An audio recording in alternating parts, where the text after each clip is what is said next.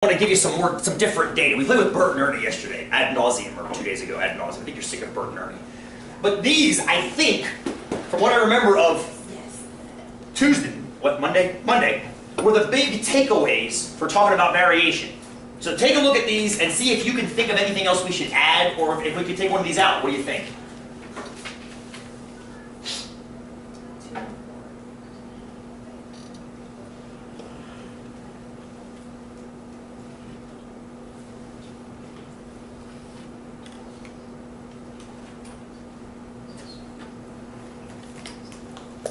Anything we should add, in your opinion?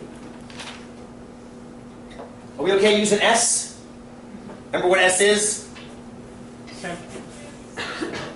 He's the only one I really want to talk about in this class with any kind of frequency.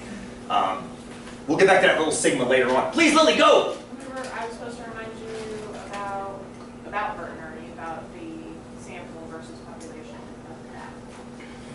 Why? Which may not be. No. Why? We're calling it a sample. A sample. Good. Lily asked a very good question. Thank you. I totally forgot. That's a very good point. It came up in the last class, believe it or not. They had the exact same point. So Lily's question was, we had 5 test scores from Bert and 5 test scores from Ernie. Why would I call that a sample? Why not call that the population if it's all their test scores, right? It's an excellent question.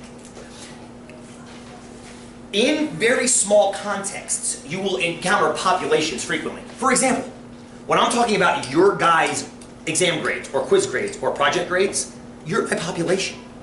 I'm not using you to predict how next term is going to do or how last term should have done.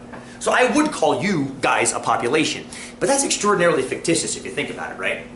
The corollary to that was, suppose I'm a research botanist out in the middle of the Ochiko National Forest trying to figure out the invasion of cheatgrass on the natural biodome. I have no idea if that was even correctly said. And I'm out there and I'm trying to figure out what percentage coverage cheatgrass has now out there. Cheatgrass is, you guys know what cheatgrass is, yes? Yes. You basically don't want it if you have things like cows or dogs or, grass. So you go out there and I plot out, I pick like random plots on the map here, and I go out and I measure those plots and I figure out, okay, this plot has 20% coverage, this plot has 50% coverage, this plot has... There's no way I'm going to measure the entire forest. No way. It's too big. And there's only me and my little crew.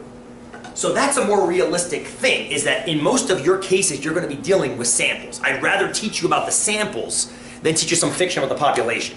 The population's simple. You just average everything.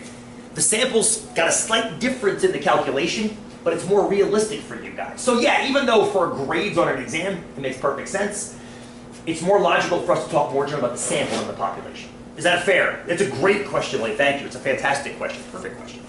But I just want you to know that there are 2 ways to attack it. We will attack the population later when we're dealing with probability distributions, when it actually makes a lot more sense.